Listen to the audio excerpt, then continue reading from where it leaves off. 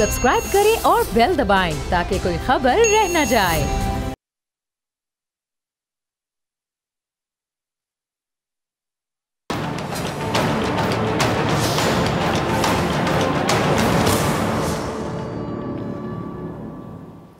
अस्सलाम वालेकुम नाज़रीन, मैं हूं डॉक्टर फिज़ा अकबर खान और मैं हूं पाकिस्तान और आप देख रहे हैं पाक भारत टाकरा। नाज़रीन, पाकिस्तान को सिफारती महाज पर एक और कामयाबी हासिल हुई है।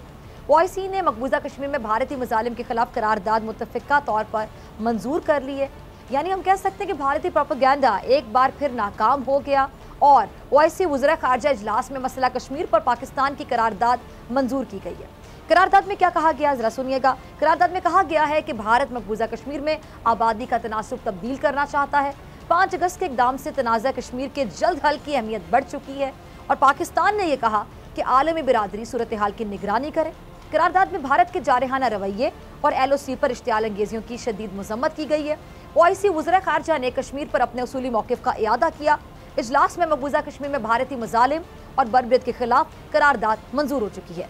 इस पूरे मामले पे बात करने के लिए जो प्रोग्राम में आज गेस्ट मेरे साथ मौजूद हैं, किसी तारुफ के मोहताज नहीं, भारत से मौजूद हैं जनरल रिटायर्ड बख्शी साहब। जनरल साहब बहुत शुक्रिया ज्वाइन करने के लिए। और भारत के मारूफ सहाफ़ी हैं दुबे जी, आपका भी बहुत शुक्रिया ज्वाइन करने के लिए। पाकिस्तान से मेरे साथ मौजूद हैं ब्रिगेडियर रिटायर्ड फारूक हमीद साहब, बहुत शुक्रिया ब्रिगेडियर साहब ज्वाइन करने के लिए। और तजियाकार अतर काजमी साहब, अतर आपका भी बहुत शुक्रिया वक्त देने के लिए। गुफ्तगू का आगाज़ में दुबे जी आपसे करना चाहूँगी। दुबे जी, OIC वज़ीर ख़ारजा की कौंसिल ने भी कश्मीर में जो बर्बरियत हो रही है उसकी मजम्मती करारदाद मंजूर कर ली है। क्या अब आपको ऐसा नहीं लगता कि भारत दुनिया में तन्हा होता जा रहा है? देखिए, मैं कहूँ आपसे, किसी ने बहुत खूब कहा है, हदे गमे हस्ती से गुजर क्यों नहीं जाते, जीना नहीं आता तो मर क्यों नहीं जाते। मंजिल को पाना है तो तूफान भी मिलेंगे, डर अगर है तो कश्ती से उतर क्यों नहीं जाते। इमरान इन दिनों डरे हुए हैं लेकिन सत्ता छोड़कर कश्ती से उतरने को तैयार नहीं। जाहिर है जब धकिया दिए जाएंगे तो डूब जाएंगे। जब हिंदुस्तान से पाकिस्तान अलग किया गया था तब तस्वीर कुछ और थी, अब तस्वीर कुछ और है। आज़ादी के बाद सत्ता के सिंहासन की सवारी करने वालों ने पाकिस्तान को नर्क बना डाला है और गली गली आतंकी विश्वविद्यालय खुलवा दिए हैं। आप बात करते हैं अंतर्राष्ट्रीय जिस मंच की, उस मंच ने आज तक उइगर मुसलमानों पर किए जा रहे चीन के अत्याचार के बारे में कभी कुछ नहीं बोला। तो ऐसा नहीं होता कि दो भाषिया रवैया नहीं चल सकता।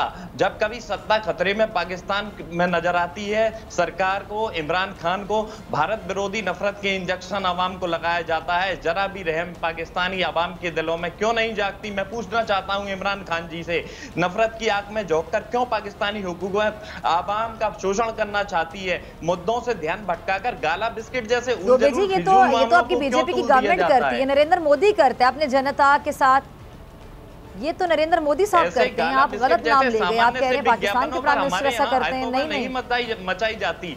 याद कीजिए ISI के पूर्व प्रमुख लेफ्टिनेंट जनरल दुरानी के इंटरव्यू को, उन्होंने क्या कहा? उन्होंने भी साफ तौर पर यही माना कि पाकिस्तान को भारत से खतरा नहीं है बल्कि उसे अपने भीतर की समस्याओं से निपटने की जरूरत है।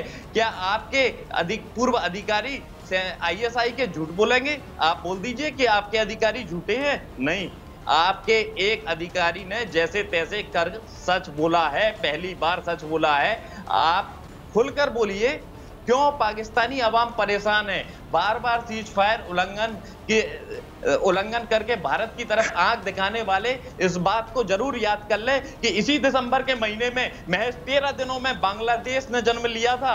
बांग्लादेश आज भी पाकिस्तान के अत्याचार को नहीं भूला है। साथ ही दुनिया के देशों में अपने वजन का अंदाजा आप इसी बात से लगा लें कि UN में पाकिस्तान के प्रस्ताव पर आधे से अधिक सदस्यों ने मतदान ही नहीं किया। और कितनी करकरी कराएंगे भाई? 52 देशों के प्रतिनिधि आपके प्रस्ताव पर ही अनुपस्थित रहे और आप अंतर्राष्ट्रीय बिरादरी की बात करते हैं। क्या इज्जत है? थोड़ा तो लिहाज कीजिए, थोड़ा तो लिहाज कर लिया कीजिए। ब्रिटेन के बाद क्यों चीन का गुलाम बनने की तैयारी कर रहा है पाकिस्तान? क्यों पाकिस्तानी आवाम को तकलीफ में डालना चाहते हैं? उइगर मुसलमानों के साथ चीन का रवैया क्या है दुनिया जानती है, आप नहीं जानते? उइगर मुसलमानों पर चीन के अत्याचारों को लेकर क्यों चुप्पी साधे हुए हैं? आपके मीडिया भी सवाल पूछ रहा है, जवाब दीजिए। ड्रैगन ने 65% मस्जिदों को ध्वस्त किया, तब आप क्यों चुप्पी साधे रहे? भारतीय सैन्य अधिकारियों के सऊदी और यूएई दौरे की खबर जैसे ही आप सुनते हैं तो आपके पाकिस्तानी सेना के अधिकारियों के पेट खोलने लग जाते हैं। अभी तक मेट्रो ट्रेन ठीक से चला नहीं पाते और बात करते हैं लड़ाकू हवाई जहाज उड़ाने की। अभी बड़ा वक्त है, प्रोग्राम अभी खत्म नहीं हो रहा, जरा सांस ले ले, पानी पी ले। अतर साहब क्या कह रहे हैं दुबे जी, मुझे कुछ समझ नहीं आ रही, आप कुछ समझ पाए कौन सी बातें कर रहे हैं? असल में देखें ये हो गए सरप्राइज, और जनरल बख्शी साहब को भी मेरी तरफ से नमस्कार। और जनरल साहब भी परेशान होंगे कि ये कैसा मीडिया है कि ना हमारे बंदे को रोका जा रहा है, जो वो बात कर रहा है बात करने की इजाजत है। इसलिए कि इनके मुल्क के तो हालत ये है कि वहां पे अगर जनरल साहब भी बैठे हो तो उनको भी कहा जाता है कि 30 सेकंड्स में अपनी बात कंप्लीट करें। तो हमारे यहाँ ये है फ्रीडम के लोग हर कोई खुल के बात करते हैं, तो वो परेशान हो गए, उनको समझ नहीं आ रही। वो समझ रहे थे कि आप उनको रोक देंगे बीच में। जहां तक उन्होंने जो बातें की मुझे लगा कि वो थोड़े से कंफ्यूज हैं। वो मोदी जी की जगह इमरान खान साहब का नाम लेना शुरू हो गए। अगर आज आप पूरी दुनिया का प्रेस देखें, पूरी दुनिया की रिपोर्ट्स देखें तो ये सारी वो मोदी जी हरकतें करते हैं, आप कह रहे हैं इमरान खान करते हैं। हाँ जी बिल्कुल, ये वो बातें हैं जो पूरी दुनिया में आज इंडिया के हवाले से हो रही हैं, प्राइम मिनिस्टर मोदी साहब के हवाले से हो रही हैं। उनके जो लेफ्टिनेंट्स हैं, जिस तरह योगी जी, जो ये कहते हैं कि आप मुसलमान लड़के जो शादी कर रहे हैं उस हवाले से भी मैं एक नया कानून लेके आऊंगा, लव जहाज। तो इनकी तो सोसाइटी इतनी ज्यादा नीचे जा चुकी है गुज़िश्ता 4-5 सालों के अंदर, तो मेरा नहीं ख्याल कि इनके पास मॉरल अथॉरिटी है कि ये किसी और के ऊपर कमेंट करें। जहां तक ओआईसी का ताल्लुक है, 2 हफ्ते पहले ये लोग बगले बजा रहे थे कि ओआईसी ने तो उसको मुद्दे को उठाया ही नहीं, ओआईसी ने रिजेक्ट कर दिया, ओआईसी ने ये कर दिया वो कर दिया, यहां तक कि ये जाके उनको बड़ी बड़ी ऑफर्स भी करते रहे। लेकिन बात ये है कि जब आप जुल्म की इंतहा कर देंगे तो अंधा और बहरे शख्स को भी वो नजर आएगा। So there is a limit to everything. जो आप लोग वहां पे कर रहे हैं, चाहे वो कश्मीर हो, चाहे वो आपकी दीगर माइनॉरिटीज हो, तो लोगों ने तो आवाज उठानी है और लोग आवाज उठा रहे हैं। और वे बड़े अरसे के बाद जो है अब लोगों को ये सारी चीजें सामने नजर आना शुरू हुई। और आखिर में मैं इतनी बात कहूंगा, इन्होंने कहा कि आईएसआई की अदाकारी ने ये कहा, आईएसआई के जो एहलकार हैं उन्होंने हमें बहुत कुछ पिछले दिनों बताया कि किस तरह आप हमारे मुल्क में दहशतगर्दी कर रहे हैं। तो हमें तो पूरा यकीन है कि आईएसआई सच बोलती है। वो आप लोगों को अभी समझ आया है शायद, तो आईएसआई बिल्कुल हमेशा से सच बोलती रही है। आप हमारे मुल्क में जो कुछ करवाते रहे, बांग्लादेश से वो शुरू हुआ, अभी तक वो बलोचिस्तान में जारी है। लेकिन उस वक्त तो बांग्लादेश बहुत दूर था, अभी वो सूरत हाल नहीं है। आपको इसका करारा जवाब भी मिलेगा, करारा जवाब भी मिलेगा। जनरल बख्शी साहब आपकी तरफ आना चाहूंगी, ठीक है जनरल साहब, आप अगर अतर की किसी बात का जवाब देना चाहिए वो भी दे सकते हैं। जरा मेरा भी सवाल सुन लीजिएगा कि लद्दाख की हैसियत में तब्दीली को चीन ने तस्लीम नहीं किया और भारतीय फौज को, भारतीय सेना को सख्त हजीमत का सामना करना पड़ा है। क्या भारतीय जो फौज है, आपकी जो सेना है, आप लोग सेना कहते हैं हिंदी में, चीन के साथ आपकी भारतीय सेना मुहाजराई की ज्यादा अरसे तक मुतहम्मिल हो सकती है? अफोर्ड कर सकते हैं आप ये? आप बिल्कुल फिक्र ना करें हमारा। मैं आपको यकीन दिलाना चाहता हूं कि हमारी फौज है जो कि पिछले तकरीबन 30 सालों से सियाचिन में 21,000 फुट की ऊंचाई पर पूरे साल रहती है। 15,000 फुट की ऊंचाई पर ईस्टर्न लद्दाख में ऑपरेट करने में वी हैव नो प्रॉब्लम्स। तो thank you for your concern, but आप बिल्कुल फिक्र ना करें। अब जूते वूते मिल जाते हैं उनको, कहते थे हमारे जूते भी हमारे पास नहीं होते, हमें मेडिकल भी नहीं दिया जाता, बड़े एहतजाज भी होते रहे फौज के। आप तो जनरल रैंक पे रिटायर हुए हैं तो आपको बहुत ज्यादा फिक्र होगी जनरल साहब। अब जूते वगैरह दिए जाते हैं जब इतनी ऊंचाई पर उनको भेजा जाता है? आपके लोगों की वहाँ बड़ी किरकिरी हो चुकी है, तो आप ना बात करें तो ठीक है। मैं पहला अफसर था, one of the first officers. ये बातें तो ऑन रिकॉर्ड आ चुकी है जनरल साहब। चलिए ठीक है, प्लीज कंटिन्यू। ठीक, जनरल साहब वीडियो भी है बाय द वे, आपने भी देखी होगी, बल्कि आपको भी बड़े लोगों ने भेजी होगी। जी जी जी। अच्छा, नहीं, by the way I thought आप मुझे इंटरफेयर नहीं करेंगे। आप अब ये ना कहिएगा वीडियो किसी पाकिस्तानी ने बना दी, ये ना कहिएगा। विकेट साहब आपकी तरफ आना चाहूंगी। जनरल साहब ने भी 1971 के हवाले से भी एक बात की, जरा उस पर भी कमेंट कीजिएगा। और अपनी फौज के हवाले से भी बड़े दावे कर रहे हैं, तो ऐसी वीडियोस आपने भी देखी होंगी। ब्रिगेड साहब जो कि इनके वो कहते थे, फौज के जो लोग हैं इनके फौजी कहते रहे कि जी हमारे पास जूते नहीं हैं, हमें मेडिकल नहीं दिया जाता, बड़े रोते रहे वो बेचारे। बहुत शुक्रिया। देखें, ये एक नहीं है, पता नहीं कितनी वीडियोस हम देख चुके हैं पिछले कुछ अरसे में, जिसमें इनके जो जवान हैं, सोल्जर्स हैं, वो बता रहे हैं कि जो हमें मेडिकल का इश्यूज है, राशन हमें ठीक नहीं जाते हैं, हमारी क्लोथिंग जो है वो ठीक नहीं है। आपको पता है कि दिस इज द रीजन कि इंडियन आर्मी का बड़ा हाई सुसाइड रेट है वहां पे, और खासकर इंडियन इलीगली ऑक्युपाइड कश्मीर में तो उनके जो सोल्जर्स हैं वहां पे तो बहुत ज्यादा है एक बगावत का एलिमेंट प्लस जो सुसाइड रेट है।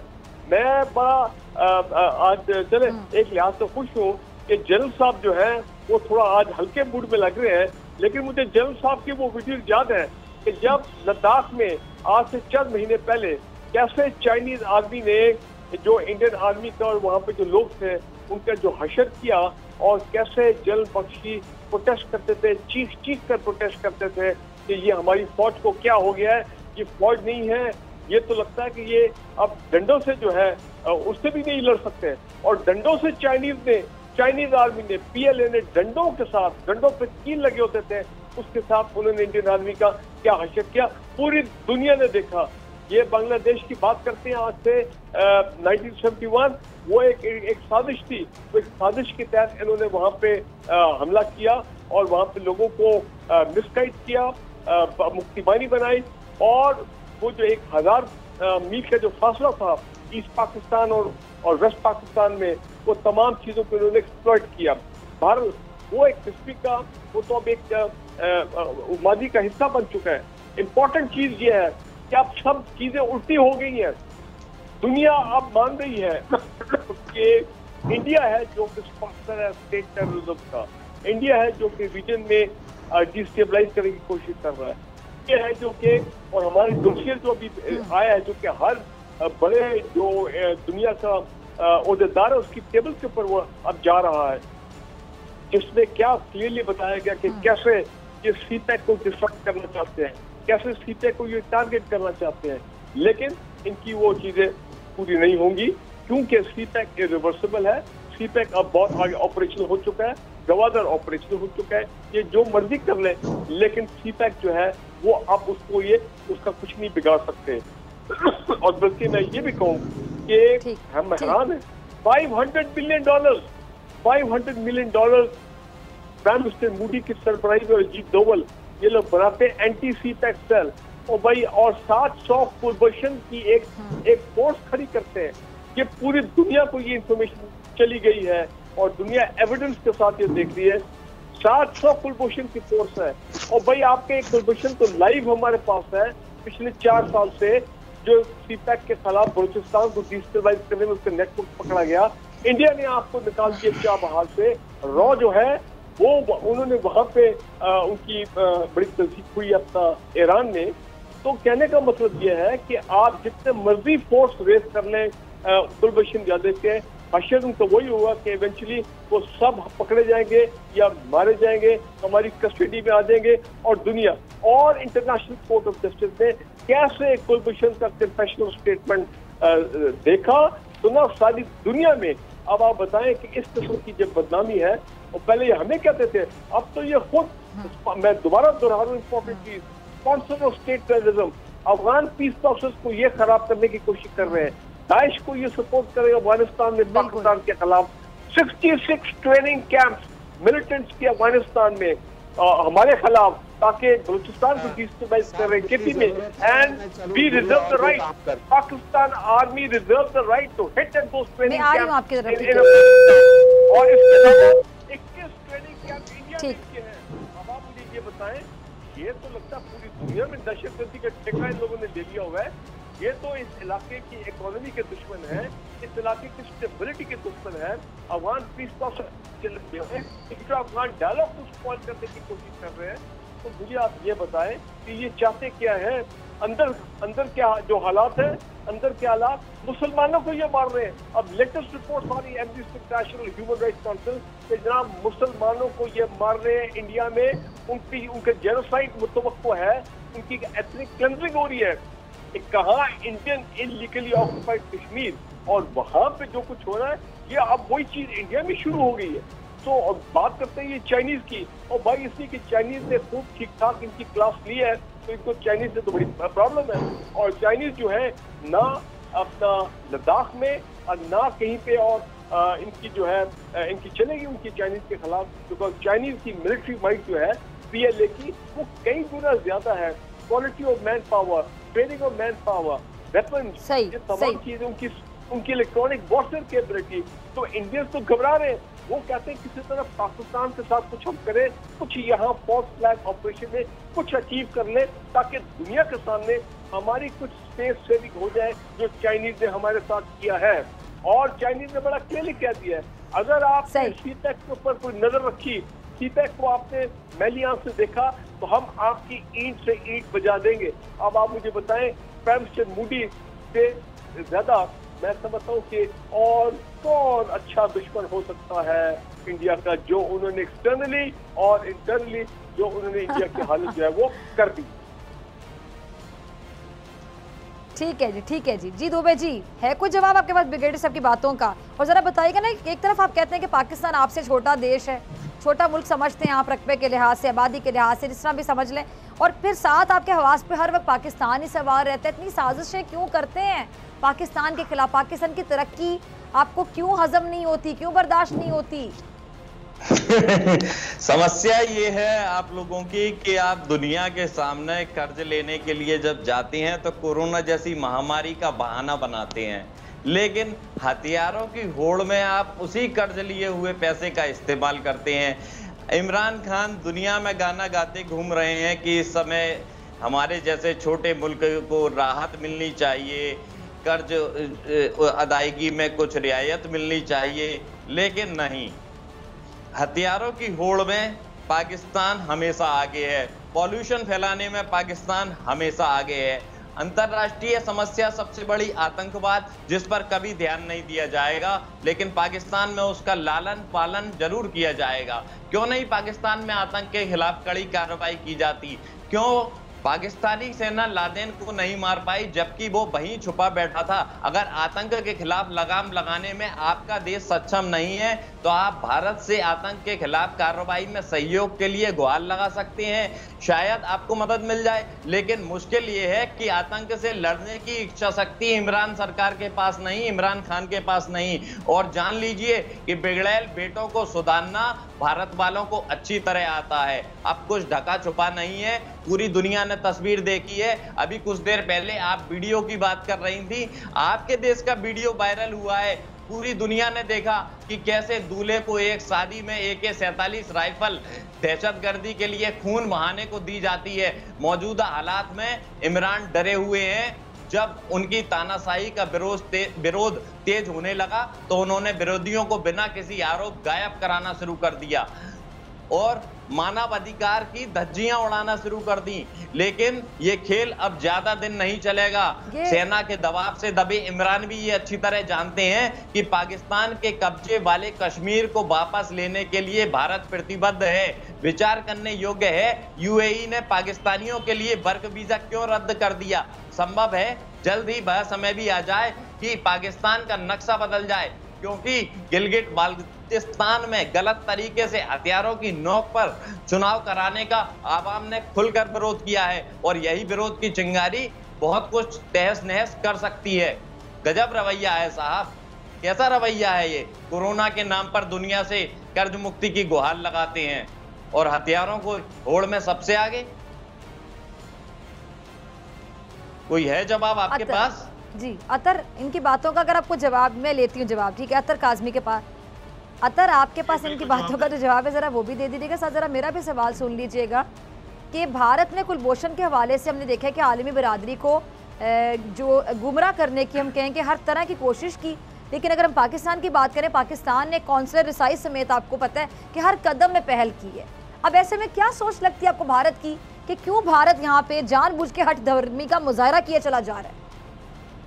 देखिए, टू बी ऑनेस्ट कि इन्होंने जो बातें की, इन्होंने कहा कि पाकिस्तान पूरी दुनिया में पोल्यूशन फैला रहा है। मेरे ख्याल में जितनी पोल्यूशन पूरी दुनिया में है ना, वो मोदी साहब की 1 घंटे की जो सोच है ना उससे कम होगी, जितनी ज्यादा पोल्यूशन उनकी सोच में, उनके दिमाग के अंदर पोल्यूशन है।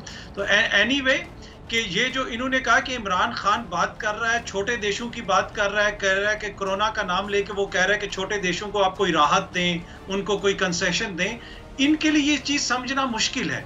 इनके यहाँ कॉन्सेप्ट ये है कि जो छोटा है उसको मारो, उसको दबाओ, अपनी माइनॉरिटीज को मारो। इनको इंसानियत की बात, लोगों की बात, इंसान दोस्ती की बात समझ नहीं आती। इनको मोदी जी की बात समझ आती है, जो कहता है जब वो गुजरात में होते हैं तो वहां मुसलमानों को मारते हैं, जो किसी और जगह पे जाते हैं वहां पे माइनॉरिटीज को मारते हैं, जो बड़ी बड़ी जो कॉर्पोरेट वर्ल्ड है उसका बेनिफिट देखते हैं, उसके मफादात का तहफ़्फ़ुज़ करते हैं। और वही वजह है कि आज लाखों किसान, गरीब किसान सड़कों के ऊपर बाहर निकले हुए हैं। इसलिए इनको ये बात समझ नहीं आएगी।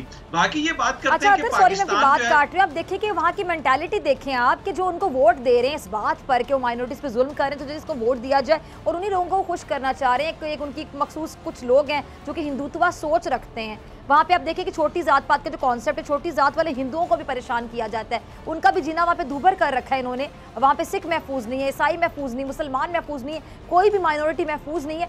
आप ये सोच देखिए कि कैसी सोच है ये, कि किसी की तकलीफ में, किसी की अजियत में, किसी को दबाने में कोई और खुश हो रहा है। ये कैसी सोच है? देखिए, उनकी पूरी पॉलिटिक्स ही जो गुज़िश्ता 8-10 सालों में अगर आप पॉलिटिक्स देख लें, सियासत देख लें, तो वो है ही नफरत के ऊपर सियासत है। वो आपका उनकी स्टेट पॉलिसी ये है कि मस्जिद गिरा दो, मंदिर बना दो। मतलब दुनिया में किस जगह पे कहीं पे ऐसा होता है? हाँ, माइनॉरिटीज को इश्यूज होते हैं, पाकिस्तान में भी हो सकते हैं, लेकिन उनको स्टेट प्रोसिक्यूट नहीं करती। वहां पे ये हो रहा है, चाहे वो लव जिहाद के नाम पे हो, चाहे वो NRC के नाम पे हो, CEA के नाम पे हो, वहां पे स्टेट माइनॉरिटीज को प्रोसिक्यूट कर रही है। और वो बात ये करते हैं कि पाकिस्तान जो है वो इमरान खान भीख मांग रहे हैं पाकिस्तान के पास खाने के लिए। हालत ये है डॉक्टर फिजा कि जितनी हमारी आबादी है उतने लोग हर रोज भारत में भूखे सोते हैं। गुज़िश्ता साल 45,000 किसानों ने 45,000 किसानों ने खुदकुशी कर ली, सुसाइड कर ली। पाकिस्तान में कितने किसान खुदकुशी करते हैं? ये हालत है इन लोगों की। इन लोगों का मीडिया इनको जो बात बताता है ये बस वो सुनते रहते हैं, वही समझते रहते हैं। जिस तरह पहले मोदी जी ने इनको कहा कि हमारे देश में तो कोई आया ही नहीं, चाइना तो आया ही नहीं। जब चाइना वालों ने मारा और लाशें सामने आई तो फिर इन्होंने शोर मचाना शुरू कर दिया। तो ये लोग तो इनके अपने मीडिया, इनको प्रॉब्लम ये है कि इनको जरूरत है कि अपने मीडिया से बाहर निकले और दुनिया को देखें। मेरी टीम ने अभी मुझे बताया है, प्रोड्यूसर साहब ने अभी मुझे बताया है कि जी जनरल बख्शी साहब प्रोग्राम छोड़ के चले गए हैं। जब प्रोड्यूसर साहब ने उनको कॉल की तो उन्होंने कहा कि मैं अपना वक्त ज़ाया नहीं करूँगा। ज़रा इस पर भी कमेंट कर दीजिएगा कि जब आईना दिखाया जाता है तो आप आर्गूमेंट से बात करें। आर्गूमेंट ये इनके पास कुछ होते नहीं है। मसला कश्मीर पर टेबल टॉक क्यों नहीं हो रही? क्योंकि इनके पास आर्गूमेंट नहीं है, दलील नहीं है। ये वहाँ पे काबिज हो सकते हैं, इन पे जुल्म कर सकते हैं, गोलियां चला सकते हैं, वहाँ पे पैलेट गन का इस्तेमाल कर सकते हैं, लोगों की बिनाई छीन सकते हैं, लेकिन आर्गूमेंट नहीं करेंगे। अब जनरल बख्शी साहब को ऐसी कौन सी बात बुरी लग गई? हम तो हकाइक बयान कर रहे हैं, आर्गूमेंट से बात कर रहे हैं, आपने भी आर्गूमेंट से बात की और बड़ी ठोस बातें की सबूतों के साथ, ब्रिगेडियर फारूक ने भी। तो जनरल बख्शी क्यों चले गए? यानी सुनने की हिम्मत नहीं है, सिर्फ बात करनी है, सुनानी है? नहीं, वो इसलिए चले गए कि अगर आप इनके अपने मीडिया को देखें, वहां पे कोई 30 सेकंड नहीं बोल सकता। तो इन लोगों की वोकैबुलरी इतनी है कि ये 2-4 लफ्ज बोल सकते हैं, उससे ज्यादा बोल नहीं सकते। जनरल साहब ने कहा इधर तो मुझे इतना मौका मिल रहा है, मैं बोलूंगा तो फिर कोई गलत बात कह दूंगा। याद है ना, जनरल साहब ने तकरीर करते हुए एक दिन कह दिया था कि पाकिस्तान ने मार मार के ठुकाई लगा के हमें लड़ना सिखाया। यही जनरल साहब कहते थे कि चाइना ने हमें जलील करके रखा, वो उनका दिल था कि यहाँ पे आए, हम उनसे लड़ाई करें, ये हमारी तरबियत नहीं है। वो यहाँ पे आएंगे, उनकी इज्जत करेंगे, उनका मौका देंगे, लेकिन वो बात कर नहीं सकती जब आपका मौके की गलत हो, जब आपके पास इतना मॉरल ग्राउंड ही ना हो कि आप किसी चीज पे बात कर सकें। तो फिर उस बेदखली का यही होता है कि आप छोड़ के चले जाते हैं मैदान, और वही जनरल साहब ने किया। और इनकी फौज का ये पुराना काम है, ये अक्सर मैदान छोड़ के चले जाते हैं, नहीं बात। अच्छा दुबे जी, आपने भी कितना कुछ कह दिया था गुस्से में, या ना जाने क्यों आप कहते चले गए। लेकिन अतर साहब को मैं सलाम पेश करूंगी, ब्रिगेडियर साहब को मैं सलाम पेश करूंगी कि पाकिस्तानी पैनलिस्ट आपकी बातें सुन के छोड़ के नहीं गए, सुन रहे हैं आपकी बातें और जवाब दे रहे हैं आपको। तो बख्शी साहब प्रोग्राम छोड़ के चले गए दुबे जी? जी हाँ, पाकिस्तानी आपके रिटायर्ड जनरल है, वो इतनी तो बर्दाश्त होनी चाहिए उनमें। पाकिस्तानी पैनल जंग के मैदान से भी जरा भाग जाते हैं आपके फौजी। पाकिस्तानी पैनल से चर्चा करने के लिए मैं यहाँ मौजूद हूँ, लेकिन ऐसा नहीं है कि बख्शी साहब किसी आपसे चर्चा से, आपकी चर्चा इंप्रेशन कितना बुरा गया ना कि एक फौजी चला गया, भाग गया। फौजी तो लड़ता रहता है एंड तक। जरूरी नहीं कि जब बख्शी साहब आपसे जब बात कर रहे थे मुझे उन्होंने व्यक्तिगत रूप से कुछ देर पहले बताया कि उनके मोबाइल की फोन की बैटरी जो है जाने वाली है। ऐसा नहीं है, तकनीकी कारणों की वजह से वो आपसे अच्छा। नहीं जुड़े रह पाए। नहीं, मेरे प्रोड्यूसर ने अभी उनको कॉल की है। उन्होंने मेरे प्रोड्यूसर को ये नहीं कहा कि मेरी फोन की बैटरी बंद होगी। उन्होंने कॉल अटेंड की है और अटेंड करके बोला कि मैं वक्त जाया नहीं करूंगा इस डिबेट में। ऐसी क्या बात होगी, क्यों जाया नहीं करेंगे? मेरे पैनलिस्ट ने ऐसी क्या बात कह दी यहाँ से? आपकी बातें वो सुन रहे हैं, आपकी बातों के जवाब दे रहे हैं, आपके सवालों के जवाब दे रहे हैं, आप उनकी बातों के जवाब दे रहे हैं। जी संभव है बख्शी जी आपके प्रोड्यूसर को बता नहीं पाए हो, चूंकि मेरी कुछ देर पहले ही उनसे बात हुई थी और उन्होंने बताया था कि वो इस समय वो जहां पर मशरूफ हैं वहां उनकी तकनीकी खराबी के कारण। ठीक है, यानी आपके यहाँ बयानात में भी इस तरह तजाद होता है कि यानी बख्शी साहब मेरे प्रोड्यूसर को कुछ और बताएंगे और आपको कुछ और बताएंगे, ऐसा? चलिए ऐसा समझ लेते हैं, आगे चलते हैं। ऐसा ही है फिर? जी नहीं ब्रिगेडियर साहब, आपका भी कमेंट चाहूंगी, फिर गुफ्तगू को आगे बढ़ाएंगे। ब्रिगेडियर साहब, आपकी भी जरा मैं राय शामिल करूं, बाकी दोनों ने राय दे दी, जरा आप भी इस पे को कमेंट कर दीजिएगा कि फौजी तो कभी भी छोड़ के नहीं भाग सकता ना मैदान, इस तरह जंग की हालत में भी भाग जाते होंगे ये। देखिए, मैं तो हैरान हूँ कि जनरल बख्शी साहब जो है कि वो अभी तो मैं शुरू ही हुआ था और हमारे दूसरे भाई जो है वो शुरू ही हुए थे और जनरल बख्शी साहब मैदान छोड़ के भाग गए। दरअसल वो चाइनीज ने जो उनके साथ किया ना, जिस तरह वहाँ पे चाइनीज ने कहते हैं ना जरा सा डंडे हिलाए, छुट्टे मारे और कैसे इंडियन आर्मी के सोल्जर जो है और अफसर जो है वो भागे हैं अपनी जान बचाने के लिए। मुझे तो लगता है कि जनरल बख्शी बहुत उन पे असर हो गया है। वो जो चाइनीज ने जो इंडियन आर्मी के साथ किया है, जनरल बख्शी उस असर से निकल ही नहीं सके हैं। देखिए, बात मैं ये कहना चाह रहा हूँ कि हमारे जो भाई हैं जो इंडिया की साइड से जो भी तो बैठे हैं, गोपी साहब, वो मोदी और अपना प्राइम मिनिस्टर मोदी और अजीत डोभाल का शुक्रिया अदा करें। अब ये हालत आपकी आ गई है कि नेपाल आपको आंखें दिखा रहा है। नेपाल की पार्लियामेंट जो है वो अपना नक्शा जो है उस पे अपना एरिया को अपने कंट्रोल जाहिर करके वो प्रिंट कर रही है। भूटान आपको आंखें दिखा रहा है। श्रीलंका तो वैसे ही आपके स्फीयर ऑफ इन्फ्लुएंस से निकल चुका है। तो तमाम छोटे ममालिक जो है वो सारे आपको आंखें दिखा रहे हैं, आपको they are looking straight into your eyes. तो किस किस्म का आप क्यों लोगों को धमकी देते हैं, क्यों लोगों के मामलात में ममालिक के मामलात में अपना इंटरफेयर करते हैं? और मैं आपको ये बता दूं कि वक्त वो दूर नहीं है जब इंडियन आर्मी के जो सीनियर मिलिट्री लीडरशिप है, जो उन्होंने इंडियन इलीगली ऑक्युपाइड कश्मीर जो मजालिम ढाए हैं, और मैं आपको बता रहा हूँ मोदी और अजीत डोभाल शामिल होंगे जब उनको इंटरनेशनल क्रिमिनल कोर्ट में उनके वॉर क्राइम्स उनके ऊपर ट्रायल होंगे कि जनाब आपने जो एक्स्ट्रा जुडिशियल किलिंग्स की है इंडियन इलीगली ऑक्युपाइड कश्मीर में, जो वहाँ पे आपने लोगों को खवातीन की वहाँ पे जो अस्पताल लूटी गई हैं, जो वहाँ पे मास ग्रेव्स बनाई गई हैं, तो ये आप तैयार हो जाए। ये अभी आपका बड़ा इम्तहान होगा। आपने कोरोना के बाद की 1.5 लाख बंदा इंडिया में कोरोना से अब तक उसकी डेथ हो चुकी है और रोज 40-50 हज़ार केसेस हो रहे हैं। तो मुझे ये बताए कि ये किस किस्म की लीडरशिप आपकी वहाँ पे, ये किस किस्म का आपका हेल्थ केयर सिस्टम है कि जहाँ पे इतनी बड़ी पैमाने पर अफवाह हो रही है और आप समझे कि ये कुछ नहीं है और आपकी इकोनॉमी 20% इकोनॉमी आपकी गिरी है, गिर के नीचे आई है।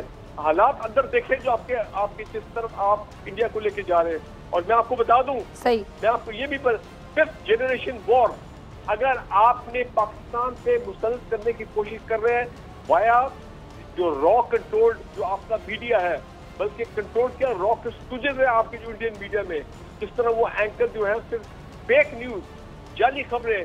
कराची में सिविल वॉर हो गई थी, कराची में पाकिस्तान आर्मी और पुलिस की आपस में लड़ाई शुरू हो गई, वो पूरी दुनिया ने जनाब वो आपको चित्रॉलिंग की आपकी इंडियन मीडिया की, फिर वो सारे इंडियन मीडिया के साथ जनरल बख्शी भागे, सारे आपके इंडियन मीडिया वाले लोग जो है वो भाग्य, उन्होंने कहा तो भाई अपनी इज्जत बचाओ। तो ये जो आपने 5th जनरेशन वॉर की है, सोशल मीडिया पे अपने फेक न्यूज देते हैं इंडियन मीडिया पे, ये आप बंद करें, इसका कोई असर नहीं हो रहा। अब आप तैयारी करें कि FATF आपके पीछे आएगा, FATF आपको आपके ऊपर सैंक्शन लगाएंगे। आपने हमें तो पूरी कोशिश कर रहे हैं कि हम ग्रे लिस्ट से ना निकले, वो इंशाल्लाह हम निकल जाएंगे तो 2021 में, लेकिन आप फंसेंगे बुरी तरह। फिर अमेरिका भी नहीं आपको बचा सकेगा, फिर बरतानिया भी नहीं बचा सकेगा, और भी आपके लोग आपको नहीं बचा सकेंगे, क्योंकि आपकी जो असलियत है वो पूरी दुनिया के सामने आ गई है। अब वही इंटरनेशनल मीडिया है, वही अपना वेस्टर्न मीडिया है जो कभी आपकी बात नहीं करता था कश्मीर के वाले से, आपकी बर्बरियत की, वहाँ वीडियोज निकलती हैं, आर्टिकल छपते हैं, तस्वीरें छपती हैं। तो आप मुझे बताएं इससे ज्यादा आपकी बदनामी क्या हो सकती है, आपकी क्या हैसियत रहेगी। और जिस तरह करतारपुर पे आपने सिख कम्युनिटी को आपने खराब करने की कोशिश की है, वो वक्त दूर नहीं जब इंडियन आर्मी के अंदर सिख जो है, याद रखिए, ये मेरी बात लिख ले, सिख बगावत करेंगे इंडियन आर्मी में, जो आपने करतारपुर के साथ इंडियन सिख के साथ किया है। पूरी दुनिया के सिख बिल्कुल बिल्कुल पाकिस्तान आ रहे हैं करतारपुर में, और जिस तरह हम उनकी देखभाल कर रहे हैं, जिस तरह उनको प्रोटोकॉल मिल रहा है, वो खुशी से आप उनके देखें, दे सो हैप्पी। लेकिन इंडियन सिख जो है उनको आप जलील कर रहे हैं, रुस्वा कर रहे हैं, आने नहीं दे रहे हैं, तंग कर रहे हैं उनको। ये आपको बड़ा महंगा पड़ेगा। और मैं बता रहा हूँ, ये दोबारा रिपीट करो ताकि दुनिया सुने, सिख जो है इंडियन आर्मी में ये एक दिन बगावत करेंगे आपके खिलाफ। ऑलरेडी वो बगावत सिमर कर रही है, ये मैं आपको बताना चाहता हूँ। लिहाजा अंदर देखिए आपके क्या हो रहा है। भूल जाए बलूचिस्तान सीपैक, वो तो कामयाब हो गया, सीपैक तो चल पड़ा, वहाँ ट्रांजिट ट्रेड चल पड़ी, जवादत की ट्रांसपोर्ट शुरू होगी, आपका चाबहार खत्म हो गया। तो फिर मैं ये कह रहा हूँ, अंदर देखिए आपके अंदर जो आग लगी हुई है, उस आग को वो आग आपको खत्म कर देगी, आपको खा जाएगी। कहाँ एक आप कहते थे सेकुलर इंडिया, शाइनिंग इंडिया, आज आपका क्या है? Burning India, burning India. और इसका आरएसएस का इंडिया। मोदी साहब जानशीन किसके? नाजी हिटलर के जानशीन। जब इमरान खान ठीक है दोबे जी, क्या जवाब है आपके पास ब्रिगेडियर फारूक की बातों का? कोई जवाब है आपके पास? और साथ ही जरा सुनिए कि मसला कश्मीर के लिए अमेरिकी सदर की जो साजिश की पेशकश थी, भारत ने इसको भी ठुकरा दिया। यानी हम समझ सकते हैं कि आप लोग बात करना ही नहीं चाहते मसले के हल में, आप संजीदा ही नहीं, आपके पास कोई आर्गुमेंट ही नहीं, क्या बात क्या करें? मुश्किल ये है कि आप लोग दूसरे को मुश्किल में डालकर खुश होना चाहते हैं, जो कि हो नहीं सकता। आपने कभी बलूच की बात नहीं की, आपने पीओके की बात नहीं की कि किस तरह से वहां आप ही के लोग, आप ही की आवाम बगावत कर रही है। आप सिखों की बात कर रहे हैं जो बरसों से हमारे यहाँ शांतिपूर्ण तरीके से रह रहे हैं और हमारे भाई हैं, आप उनकी बात कर रहे हैं। आप मुसलमानों के बारे में कभी बात नहीं करते जिन मुसलमानों पर अत्याचार होते हैं। आपके यहाँ इमरान का विरोध करने पर लोग गायब करा दिए जाते हैं। पीटीएम के नेता कहां गायब हो गए आपको नहीं मालूम होगा, लेकिन कॉल टैपिंग कैसे की जाती है, मरियम की कॉल कैसे टैपिंग की जाती है, आप नहीं बता पाएंगे। आईएसआई के कितने दबाव झेल रहे हैं इमरान, ये आप नहीं बता पाएंगे। लेकिन आप दूसरों को मुश्किल में डालने वाली काम जरूर करेंगे, हरकतें ऐसी जरूर करेंगे। अरे भाई पहले बीमारियों से निपटिए। कितना पैर पसारे हुए हैं बीमारी आपके देश में। स्तन कैंसर आपका लास्ट कमेंट जी, आपका लास्ट कमेंट सबसे ज्यादा है, हर 10 में से एक महिला को स्तन कैंसर है और हर साल हजारों लोगों की मौत पाकिस्तान में हो रही है। एशिया में सबसे ज्यादा, एशिया में सबसे ज्यादा। मैं बार बार दोहराऊंगा। जी मैं सिर्फ इन्होंने मेरी बात सुन ले, मैं सिर्फ आखिर में इतना ही कहूंगा, इन्होंने एशिया का जिक्र किया, वैसे तो बातें इन्होंने बहुत सारी की। प्रॉब्लम ये है कि इनका ताल्लुक उस कौम से है जो एशिया के अंदर सबसे ज्यादा करप्ट है। ये ट्रांसपेरेंसी इंटरनेशनल की इसी हफ्ते रिपोर्ट आई है। तो इतने करप्ट मुल्क के बंदे जो मर्जी बातें करते रहे, देखिए इनको तो पूरे कौम के अंदर ही करप्शन फैल चुकी है। ये तो सबसे करप्ट लोग हैं, तो इनको कहने दें जो मर्जी ये कहते रहे, हमें इससे कोई फर्क नहीं पड़ता। इनके अपने घर में जो मसाइल हैं वो पूरी दुनिया को पता, और पूरी दुनिया उसको देख रही है कि उसको हल करने के लिए, उसको खत्म करने के लिए, उसका अच्छा कोई हल निकालने के लिए तैयार नहीं। और उसकी वजह वही है इनकी जहनियत। इनकी जहनियत जब तक तब्दील नहीं होगी, जब तक ये फंडामेंटलिज्म वहां पे खत्म नहीं होगा, एक्सट्रीमिज्म वहां पे कम नहीं होगा, ये इसी तरह की बातें करते रहेंगे और करप्शन चढ़ती रहेगी। इसलिए कि जब इंतहा पसंदी बढ़ती है तो उसके साथ करप्शन भी बढ़ती है। ये नहीं हो सकता कि इंतहा पसंदी एक जगह पे बढ़ेगी, सिर्फ कश्मीर में आप जुल्म करेंगे और बाकी सब लोग अच्छे तरीके से रहेंगे। नहीं, वो आप देख लें आज इंडिया की सड़कों पे आप क्या हो रहा है। तो अगेन वही कहूंगा कि एशिया की सबसे करप्ट कौम, सबसे करप्ट नेशन, इंडिया के पास कोई मॉरल अथॉरिटी नहीं है कि वो किसी और कौम को या किसी और कौम के हवाले से बात करे। ठीक है, तमाम मेहमानों का बहुत शुक्रिया। अकबर खान को दीजिए इजाजत, आपसे मुलाकात होगी इंशाल्लाह अगले हफ्ते पाक भारत टाकरा में।